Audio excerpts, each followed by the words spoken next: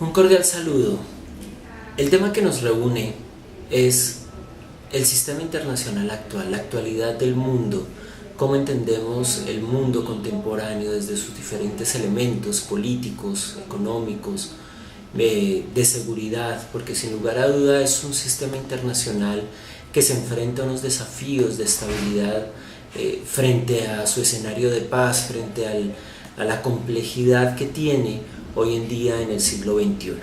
Para poder realizar esta disertación de tal manera que lleguemos a algunos caminos comunes de análisis, es necesario empezar a entender algunos principios del sistema internacional, como se manejan desde la disciplina de las relaciones internacionales.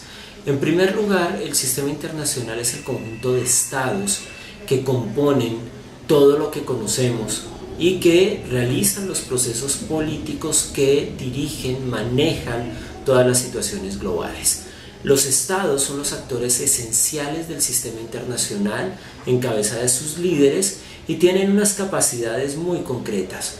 Una capacidad política desarrollada a partir de la estabilidad de sus regímenes políticos, que no necesariamente son democracias como las podemos entender nosotros.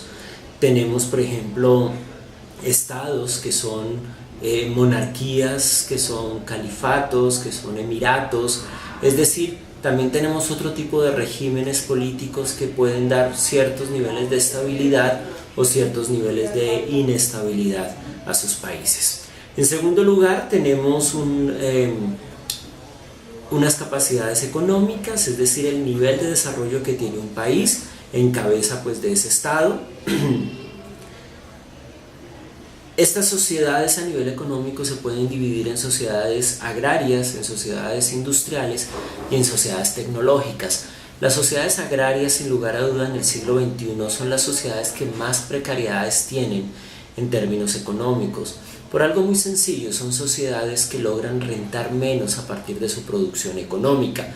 Es decir, no es lo mismo producir, por poner un ejemplo coloquial, producir un campo de trigo que producir un lote de automóviles.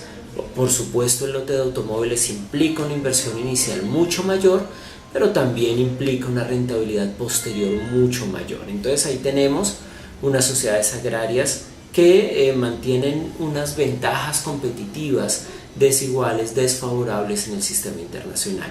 En segundo lugar, tenemos las industrias, las sociedades industriales, que son estas sociedades que desarrollan entonces una tecnología de industria pesada. Estoy pensando en sociedades que, por ejemplo, producen automóviles, barcos, aviones, acerías, y por supuesto ahí también lamentablemente está toda la industria militar, ¿sí?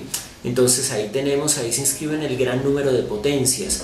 Estoy pensando en países como Rusia, estoy pensando en países como Alemania, Francia, Inglaterra y por supuesto Estados Unidos.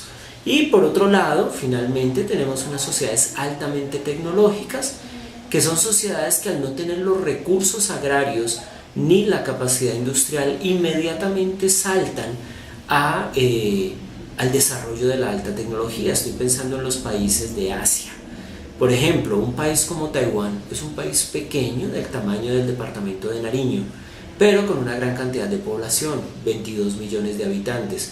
Estos 22 millones de habitantes que caben en un territorio tan pequeño consumen todos los productos y todas las capacidades de su economía. En ese sentido, no pueden ser sociedades agrarias que produzcan gran cantidad de alimentos para sí mismas, entonces los tienen que importar. Tampoco pueden ser sociedades industrializadas, porque las sociedades industrializadas también implican la inversión inicial de una industria, de una capacidad instalada muy grande, donde vamos a tener el mismo problema del espacio, el mismo problema de la eficiencia de los recursos. Por ejemplo, para tener una industria siderúrgica necesito tener unas grandes acerías. Para tener unas grandes acerías necesito tener minas que me permitan sacar los minerales para producir la subsiguiente cadena. En ese sentido, estas sociedades saltan a la industria tecnológica, que implica una gran inversión inicial, una gran inversión de capital, pero que yo puedo producir en pequeños espacios, en espacios reducidos, importo mis materias primas, no las tengo que producir yo, pero la diferencia entre lo que gasto en la importación y lo que termina en el producto, pues es alta, ¿no? Entonces tenemos una mayor rentabilidad. Por ejemplo, producir una cámara como por la que nos estamos comunicando hoy implica una poca inversión. Se produce en un país como Taiwán, implica una poca inversión en términos de capacidad instalada, unos laboratorios que son pequeños, unas pequeñas industrias. En ese sentido se pueden tener muchas industrias, pero la mezcla del plástico, los minerales, la capacidad tecnológica de los laboratorios que me permite desarrollar la cámara, pues me va a dar como resultado un producto que vale 100, 200 o hasta 1000 veces más de lo que yo invertí inicialmente. Por eso, digamos, estas sociedades asiáticas hoy en día pues son sociedades tan ricas y no tienen gran capacidad ni agrícola ni industrial. Prácticamente importan todo, con excepción de un solo país, que es China, que tiene una gran capacidad productiva en términos agrarios por el tamaño de su territorio, que es uno de los países más grandes del mundo. Tiene una gran capacidad industrial por lo que ha sido su régimen político de desarrollo industrial fuerte, ¿cierto? Casi que en términos de esclavitud. Tiene una gran capacidad de desarrollo tecnológico por las inversiones que han venido realizando en los últimos años.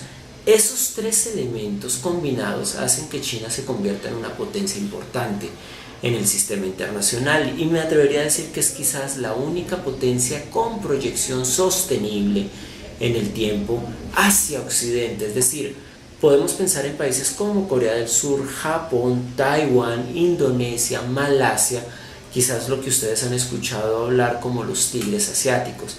Esos países se proyectan hacia Occidente en términos de su comercio. Todo lo que consumimos dice Made in Japan, Made in Taiwan, Made in Malaysia, ¿sí? Son productos que provienen de esos países, pero hasta ahí llega la influencia de esos países.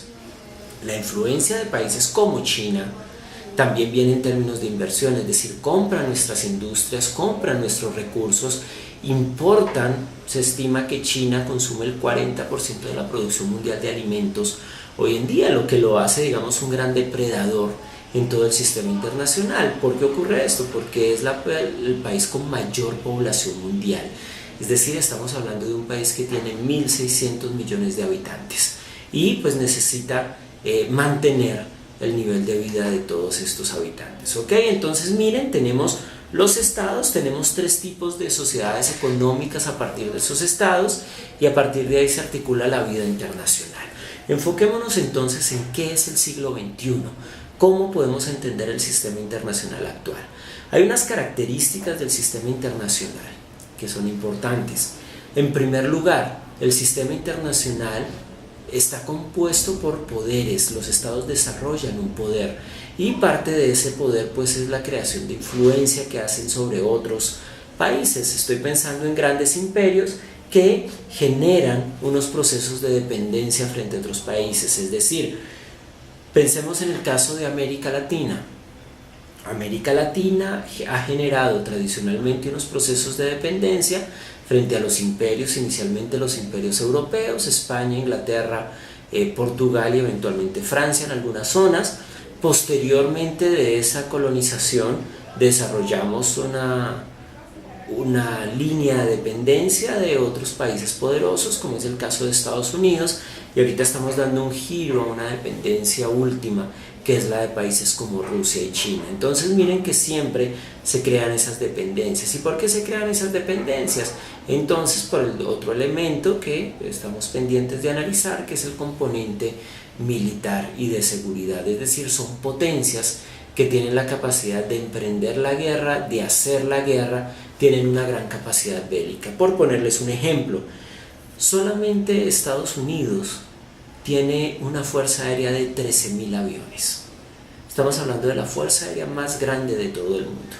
Para que se hagan una idea, su inmediato competidor, que es Rusia en términos militares, tiene una fuerza aérea de 3.000 aviones. Entonces hay una diferencia de 10.000 aviones entre una potencia y la otra. Eso hace que solamente Estados Unidos supere 13 veces el tamaño de las fuerzas aéreas de México, Brasil, Argentina, Chile y Colombia juntos. Es decir, estamos hablando de una gran capacidad militar, quizás desproporcionada, muy grande para lo que es el sistema internacional, ¿no? Solo por poner un ejemplo pequeño de cómo están esos equilibrios militares actuales en el sistema internacional. Pero si nos vamos a otras potencias, les señalaba el caso ruso, ¿sí? Rusia tiene 2.500 aeronaves de guerra. Para la defensa, por ejemplo, cojamos un caso, Colombia tiene 370, entonces ahí ya también tenemos una gran diferencia de miles de aeronaves, ¿sí? Ahora, hay unas capacidades tecnológicas que son muy diferentes, ¿cierto? Nuestras aeronaves son unas aeronaves de defensa y muy básicas para lo que se necesitó en Colombia.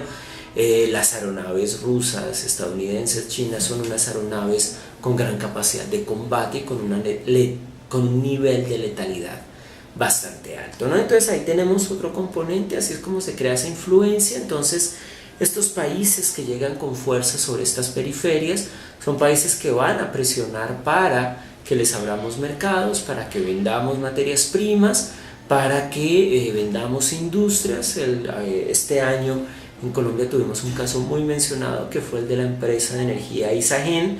Entonces había que venderla para conseguir los capitales también que necesitamos para seguir con otras obras y niveles de desarrollo. Por supuesto, esto viene acompañado de todo un paquete de ayuda económico que proviene de estos países, ¿no? Entonces nos dan dinero por la empresa, nos dan dinero para infraestructura, nos dan dinero en cooperación, y ahí es como vamos creando esos lazos de dependencia. Digamos que así ha funcionado el mundo, y así podemos empezar a entender el sistema internacional del siglo XXI. Entonces, concretamente en el siglo XXI tenemos unas potencias que se ubican en el norte de Asia, que en este caso China, Japón, Corea, se ubican en Europa, sobre todo en Europa Occidental, Alemania, Francia, Inglaterra, y en Norteamérica, ¿no? Estados Unidos y Canadá. El resto de países, los que se ubican por debajo de esos países, pues son países de rendimiento menor, son países, por ejemplo, hay unos países de potencia media como España, Italia, incluso el mismo Taiwán en Asia, Indonesia, Tailandia, Malasia. En América podemos pensar también en un México, en un Brasil, en una Argentina, ¿sí? Bueno, Argentina no tanto hoy en día, más México y Brasil. Y por debajo de eso tenemos el resto de países donde tenemos las grandes desigualdades, ¿no? Los grandes problemas del mundo, donde entonces tenemos países de Oriente Medio con unas tasas de pobreza altísimas, tenemos países de África, tenemos otros países del sudeste asiático. Estoy pensando en países como Bután, por ejemplo, que quedan en el sudeste asiático. Estoy pensando en países como Vietnam, Camboya, Laos, que también tienen unos niveles de subdesarrollo bastante altos. Y en América Latina, pues, no tenemos que ir muy lejos, ¿no? Centroamérica presenta un proceso de pauperización bastante alto, ¿no? Entonces miren cómo tenemos tres niveles de poderes en el sistema internacional funcionando. Ahora bien, ¿qué es lo que ocurre? El mundo se organizó desde hace ya 70 años en torno a estos poderes. Estos países son los que van a organizar después de la Guerra Mundial el mundo, y por supuesto Estados Unidos, que es el gran victorioso de esa guerra, con una capacidad militar y económica muy superior a la de cualquier otro país. Y para algunos autores, por ejemplo Paul Kennedy, que es un autor británico, en un libro que se llama Auge y Caída de las Grandes Potencias, va a decir: miren, Estados Unidos es un imperio que no ha tenido parangón alguno en el sistema internacional, es decir, sin lugar a duda es el imperio más poderoso que jamás hayamos visto en toda la historia del mundo, ¿no? Por encima del imperio romano, por encima del imperio persa, por encima del imperio español o incluso del imperio británico, que había sido el imperio más grande del mundo, ¿no? Entonces Estados Unidos centraliza todo ese poder. Después empiezan a reaparecer, y digo reaparecer porque siempre han jugado en la escena mundial otros países como Rusia, como Alemania, como Inglaterra, como Japón, como China, y empieza a haber entonces una disputa en ese poder en el sistema internacional. Y por eso ustedes ven que pues tenemos una serie de problemáticas que afectan directamente a estos países, ¿cierto? Unas problemáticas que apuntan entonces a a mantener o a destruir ese equilibrio de poder que había creado los Estados Unidos en su momento, ¿no? Algunos países como Rusia y China buscan cambiar ese equilibrio de poder. Algunos países como Alemania e Inglaterra buscan apoyar a los Estados Unidos, no en que Estados Unidos siga siendo la potencia superior, sino que al menos haya un eje de poder similar, ¿no? Es decir, que represente los mismos valores. Eso, digamos, es en un escenario que podemos llamar un escenario regular del sistema internacional, es decir, los estados disputando los poderes entre sí en torno a estas potencias. Entonces, ¿qué empieza a pasar? Se empiezan a construir países satélite, es decir, una especie de procesos neocoloniales que vamos a tener en el sistema internacional. ¿Cómo podemos ver esos procesos neocoloniales hoy en día?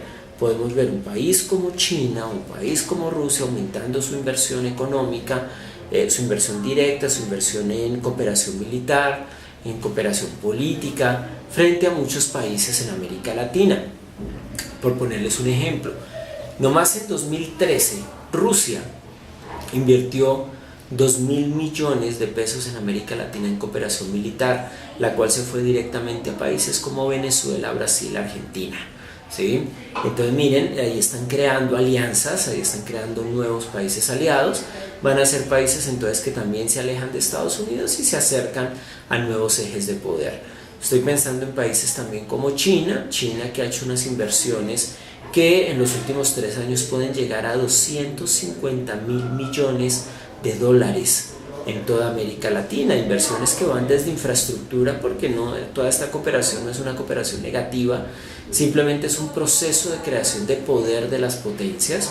Y cuando digo que no es solamente una cooperación negativa, me refiero a que no solamente es una cooperación en términos militares y de armamento, también es una cooperación para la construcción de infraestructura, desarrollo de comunidades rurales. Es el caso de China en Nicaragua, por ejemplo, es el caso de China en Venezuela, pero eso hace que se vaya creando esos lazos de dependencia a partir de la creación de una deuda externa también, ¿no? Muchos elementos son de cooperación, muchos elementos son de préstamo y se nos va creando esa relación de deuda entre ambas regiones, ¿no? Creo que el caso más dramático y el caso más claro es ahorita China en África, con algo que se llama China-Africa Project, el proyecto China-África. ¿Qué es el proyecto China-África? El proyecto China-África es la inversión directa, ¿no?, que realiza China sobre África, ¿sí?, en términos de infraestructura, en términos de agricultura, en términos de tecnología, ¿cierto? Y entonces cuando empezamos a tener ese proceso como tal, ¿sí?, cuando empezamos a tener ese proceso de inversión, empezamos a tener unas dependencias de África frente a China, ¿sí? Entonces China presta el dinero, China invierte, China coopera, China enseña y África simplemente recibe y empieza a depender. ¿Por qué? Porque le va a deber entonces los niveles incipientes de desarrollo que tiene a China. Entonces miren cómo eso es lo que podemos llamar soft power, el poder blando, ¿sí? El poder que no se nota, es decir, la creación de poder, la creación de influencia a partir de elementos no bélicos del poder. Es decir, ahí no estamos hablando que China está emprendiendo guerras, ahí no estamos hablando que China desarrolle una gran capacidad militar, que la tiene, pero digamos no la utiliza, no está metido en ninguna guerra actualmente, no le interesa crear ninguna guerra. China, si seguimos con el ejemplo chino, China tiene 5 principios de política exterior. Uno de esos principios es no intervenir en los asuntos internos de ningún país, no imponer unos valores como tal a ningún país. Es decir, China respeta y mantiene los procesos de desarrollo de los países, ¿sí? Es decir, yo le presto y usted verá en qué emplea el dinero que yo le estoy dando, perdón. Ahí tenemos el caso entonces de países como Nicaragua, que aprovechan el dinero para desarrollar nuevas plataformas tecnológicas, en el caso de la empresa Huawei, o de apoyar una misión diplomática en la Corte Internacional de Justicia para tratar de solucionar un diferendo que tiene con Colombia. ¿Sí ven? Es decir, China dice simplemente yo le ayudo, usted verá para qué va mi ayuda, ¿sí? Muy diferente al caso, entonces ya tenemos con China el soft power, muy diferente al caso del hard power con Estados Unidos. ¿Qué tenemos en el caso de Estados Unidos? Miren, este hard power o poder duro, poder fuerte, poder rígido, se basa esencialmente en la capacidad militar. Como les digo, Estados Unidos es la fuerza militar más grande que existe en el sistema internacional. Es una fuerza militar, primero, que busca imponer unos valores, los valores que ellos consideran para sí mismos valiosos, como democracia, libertades, libre mercado, cooperación internacional, globalización, ¿sí? Lo imponen sobre los países y lo van imponiendo ya sea o por vía política, la creación de influencia política, como acompañando a los líderes de ciertos países, presionándolos, apoyándolos también, ayudándolos a subir al poder, etc. Pero también cuando eso no funciona, emplean su aparato militar directamente. Lo estamos viendo concretamente en Oriente Medio, lo hemos visto en donde más, lo hemos visto en América, en Panamá, 1989, lo hemos visto en Granada, lo hemos visto en Haití. Es decir, cuando no funciona lo que estamos haciendo, aparece un tirano malvado en estos países que hace que se justifique la invasión de los Estados Unidos, ¿no? Y entonces ahí vamos a tener esa contraposición de poderes, el hard power de los Estados Unidos, que se basa en el uso de la fuerza, de la creación de fuerza para doblegar a otros países, y el soft power chino en este caso, ¿sí?, que se basa en la creación de influencia para disuadir a los demás países a que sean sus aliados. Usualmente nos hacemos la pregunta: ¿qué es peor, hard power o soft power? La respuesta es: ninguno es peor, es exactamente lo mismo en términos de la dependencia que se crea. La pregunta no es si se crea o no dependencia con uno o con el otro, la pregunta es, precisamente que sí se crea dependencia, ¿sí? Y se crea dependencia, entonces nos vamos a preguntar cómo se crea esa dependencia. La estamos creando o por la vía militar, por el uso de la fuerza, o por la vía económica y la cooperación internacional, ¿no? Entonces tenemos dos formas de manejar el poder internacional.